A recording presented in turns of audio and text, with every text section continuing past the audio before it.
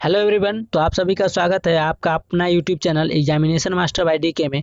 तो आज हम लोग प्राकृतिक संसाधन प्रबंधन यानी कि मैनेजमेंट ऑफ नेचुरल रिसोर्स से संबंधित जो है सो मोस्ट इम्पोर्टेंट एग्जाम के संबंधित ऑब्जेक्टिव क्वेश्चन करने वाले हैं। तो इसका पार्ट 1 यानी कि भाग 1 जो है सो वीडियो हम पहले कर चुके हैं क्वेश्चन नंबर 30 तक। तो आज हम लोग करने वाले हैं प्राकृतिक संसाधन का प्रबंधन से क्वेश्चन नंबर 31 क्वेश्चन से। तो वीडियो आप लोग को काफ़ी हेल्पफुल होगा एग्जाम से संबंधित। और इस वीडियो के डिस्क्रिप्शन में मेरा सोशल मीडिया का लिंक दिया गया है, फेसबुक या इंस्टाग्राम या टेलीग्राम का। तो कहीं भी आप एग्जामिनेशन मास्टर बाय डी के सर्च करके हमें ज्वाइन और फॉलो कर सकते हैं। और एग्जाम से संबंधित या कोई भी समस्या से संबंधित आप वहाँ से सोल्यूशन पा सकते हैं। या फ्री में नोट्स या PDF चाहते हैं तो आप फ्री में नोट्स और PDF पा सकते हैं। तो इस वीडियो पर अगर इस चैनल पर नए हैं तो चैनल को सब्सक्राइब करके नोटिफिकेशन को ऑल कर लीजिए। और वीडियो अच्छा लगे तो लाइक कीजिएगा और कमेंट सेक्शन में बताइएगा वीडियो कैसा लगे। और सजेशन भी दे सकते हैं, सजेस्ट भी कर सकते हैं आप किस टॉपिक पर या किस गेस या गाइड या क्वेश्चन बैंक पर आप वीडियो को चाहते हैं, कौन सा क्वेश्चन चाहते हैं, कौन सा सब्जेक्ट का। क्योंकि इस चैनल पर जो है सो क्लास 10 से संबंधित मोस्ट इम्पोर्टेंट कंटेंट प्रोवाइड कराया जाएगा। आप लोग बिल्कुल निफिक्र रहिए। तो इस वीडियो को ज़्यादा से ज़्यादा शेयर कीजिए और अपने दोस्तों को जोड़िए, क्योंकि अच्छा किया हुआ कर्म कभी व्यर्थ नहीं जाता है। किसी न किसी समस्या में वो आपको सहायता या हेल्पफुल होता है। चलिए वीडियो को बिना टाइम गवाते हुए शुरू करते हैं क्वेश्चन नंबर 31 से। तो हमारा क्वेश्चन नंबर 31 जो है वो कहता है कि निम्नलिखित में से प्राकृतिक संसाधन कौन है। प्राकृतिक संसाधन, तो संसाधन होता है दो प्रकार का, एक होता है प्राकृतिक संसाधन, एक होता है मानव निर्मित संसाधन। मानव द्वारा बनाया गया संसाधन, पहले संसाधन समझिए, संसाधन किसे कहते हैं। तो आदमी के यानी कि हम लोग को आवश्यकता अनुसार मिलने वाला सुख सुविधा को ही संसाधन कहते हैं। मानकर चलिए साइकिल, कहीं जाना है, मार्केट जाना है तो साइकिल चाहिए, बाइक चाहिए, गाड़ी चाहिए, वो क्या है, संसाधन है। सड़क चाहिए तो वो क्या है, संसाधन है। तो ये सब बनाया गया है मानव द्वारा ही। तो जो मानव द्वारा संसाधन बनाया जाता है आदमी को सुख सुविधा के लिए, उसे मानव संसाधन कहते हैं। जबकि जो खुद से बना हुआ है उसे प्राकृतिक संसाधन कहते हैं। तो यहाँ पर क्वेश्चन है कि प्राकृतिक संसाधन कौन है। तो मृदा यानी कि मिट्टी हम लोग बनाए नहीं है, जल को भी हम लोग नहीं बनाए, वन यानी कि वृक्ष को भी हम लोग नहीं बनाया है। तो ये सभी जो ऑप्शन नंबर डी का करेक्ट आंसर हो जाएगा। ये सभी के सभी क्या है, तो प्राकृतिक संसाधन है। चलिए नेक्स्ट करते हैं क्वेश्चन नंबर 31। क्वेश्चन नंबर 31 है कि निम्नलिखित संसाधनों में से किन्हें संपोषित रूप में उपयोग करने की आवश्यकता है। निम्नलिखित में संसाधनों में से किन्हें संपोषित रूप में उपयोग करने की आवश्यकता है। कोयला का, पेट्रोलियम का, वन का, इनमें से सभी। तो क्वेश्चन नंबर 32 का जो राइट आंसर होगा option number D is the correct है। इन सभी का, कोयला भी, पेट्रोलियम, वन, इन सभी के सभी जो है सो संसाधनों में किन्हीं संपोषित रूप में उपयोग करने की आवश्यकता है। नेक्स्ट है कि विश्व में कितने प्रतिशत भाग पर जल पाया जाता है। तो विश्व में जो है सो लगभग 70% पर जो है सो जल पाया जाता है। 70% पर जो है सो विश्व में जल प्रतिशत भाग में जो है सो जल पाया जाता है। तो क्वेश्चन नंबर 33 का जो राइट आंसर होगा option number C is the correct answer हो जाएगा। चलिए नेक्स्ट है कि निम्न में से सबसे ऊंचा बांध कौन सा है। निम्नलिखित में से सबसे ऊंचा बांध कौन सा है। टिहरी बांध या भाखड़ा बांध या दोनों या इनमें से कोई नहीं। तो निम्न में से सबसे ऊंचा बांध कौन सा है। तो क्वेश्चन नंबर 34 का जो राइट आंसर होगा option number A is the correct. Tehri बांध है जो भागीरथी नदी पर बनाया गया है। कहाँ का बनाया गया है, भागीरथी नदी पर, भागीरथी नदी पर बनाया गया है। कहाँ बनाया गया, तो भागीरथी नदी पर बनाया गया है टिहरी बांध।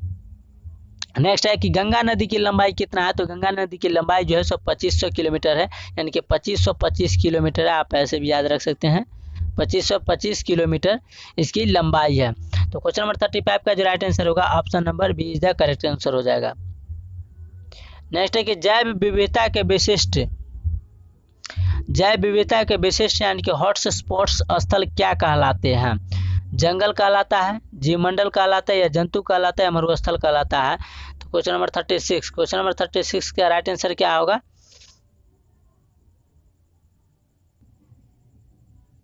तो इसके राइट आंसर क्या होगा 36 का, तो option number B is the correct answer हो जाएगा। जीवमंडल जो है सो जैव विविधता के लिए यानी कि हॉटस्पॉट्स स्थल कहलाते हैं जीवमंडल। तो option number B is the correct answer हो जाएगा। नेक्स्ट करते हैं कि नेक्स्ट है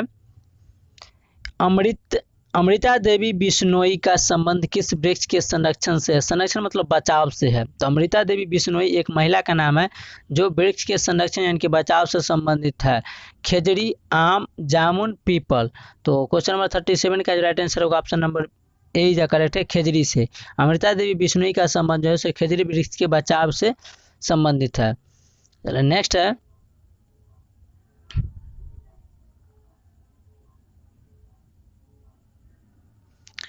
क्वेश्चन नंबर 38 है। क्वेश्चन नंबर 38 कि प्राकृतिक जलमार्ग पर, प्राकृतिक जलमार्ग जो प्राकृतिक द्वारा है, नेचुरल द्वारा है, जलमार्ग यानी कि मार्ग मतलब होता है रास्ता, यानी कि जल से जाने वाले रास्ता पर जो डैम कंक्रीट अथवा छोटे कंकर से बनाए जाते हैं उन्हें क्या कहे जाते हैं? प्राकृतिक जलमार्ग यानी कि प्राकृतिक जल से जाने वाले रास्ता पर जो डैम कंक्रीट अथवा छोटे छोटे कंकर से बनाए जाते हैं उन्हें क्या कहते हैं?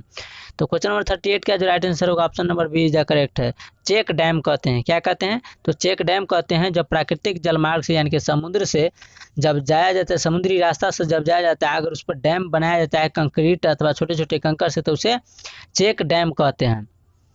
चलिए नेक्स्ट है क्वेश्चन नंबर 39। क्वेश्चन नंबर 39 है कि कोयला तथा पेट्रोलियम परंपरागत ईंधन है। क्या है? कोयला तथा पेट्रोलियम परंपरागत यानी कि परंपरागत यानी शुरुआती से चले आ रहा है, जो इसके परिवर्तन के कारण उत्पन्न हुए हैं। तो किसके परिवर्तन के कारण जैसे कोयला तथा पेट्रोलियम उत्पन्न हुआ है? तो केवल प्राणियों के मृत शरीरों द्वारा है, या केवल वनस्पति के मृत शरीरों द्वारा है, या सागरीय प्राणियों के मृत शरीरों द्वारा है, या उपरोक्त में से सब है? तो क्वेश्चन नंबर 39 का जो राइट आंसर होगा वो option number D is the correct होगा, केवल प्राणियों के मृत शरीरों के द्वारा, केवल वनस्पतियों के मृत शरीरों द्वारा, सागरीय प्राणियों के मृत्यु के शरीरों द्वारा।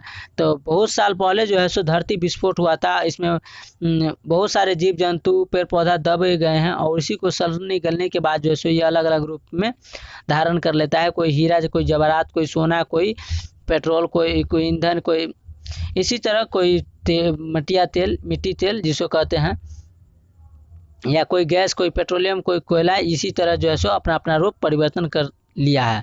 तो option number D is the correct answer हो जाएगा। नेक्स्ट है कि कोलीफॉर्म। कोलीफॉर्म क्या है?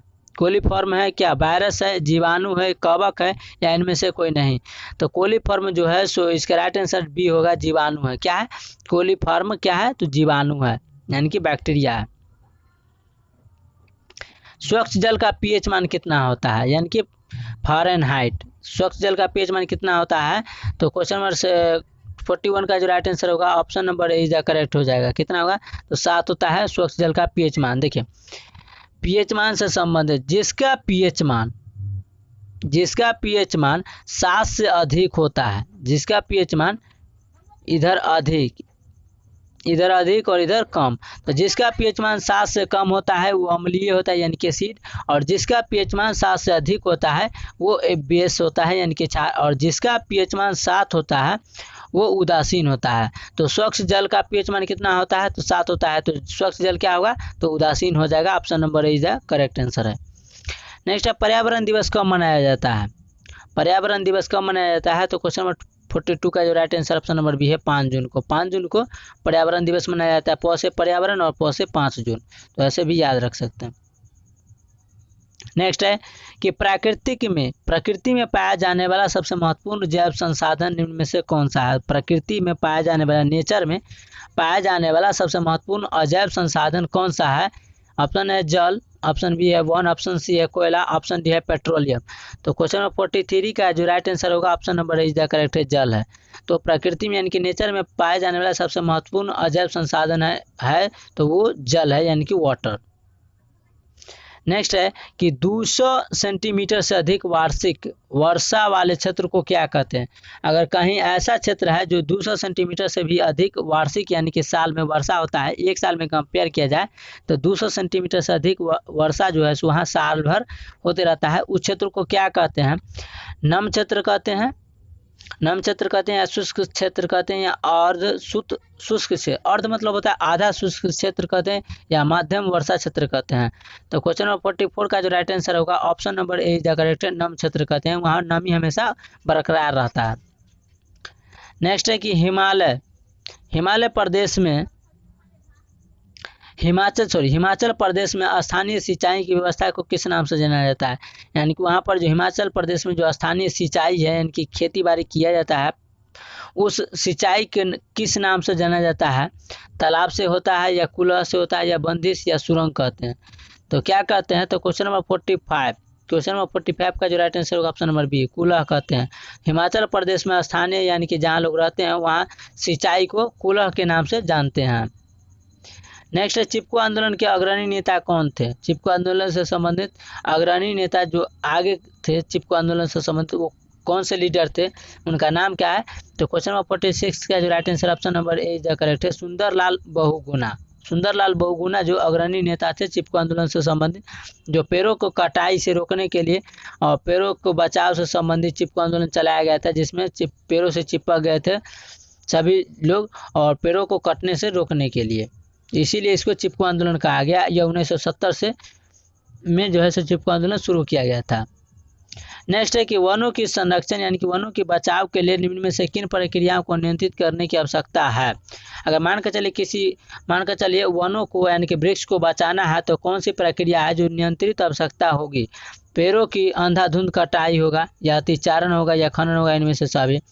तो वनों के संरक्षण के लिए निम्न में से किन क्रियाओं को नियंत्रित करने की आवश्यकता है, यानी कि कौन से काम पर जो होगा रोक लगाना होगा? तो पेड़ों की अंधाधुंध कटाई हो रहा है उस पर रोक लगाना होगा, अतिचारण पर रोक लगाना होगा, खनन या मिट्टी जो है सो खनन होता है उस पर रोक लगाना होगा, इनमें से सभी पर जो है सो रोक लगाना होगा, तभी हमारा पेड़ जो है सो नियंत्रित यानी कि वनों की कटाई जो है सो रोका जाएगा और वनों की संरक्षण होगा, बचाव होगा।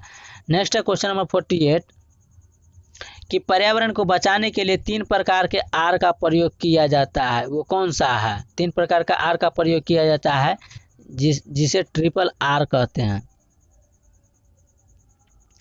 तो इसका राइट आंसर क्या होगा क्वेश्चन नंबर 48 का? तो क्वेश्चन नंबर 48 का जो right answer option number A is the correct है, यानी कि रिड्यूस रिसाइकल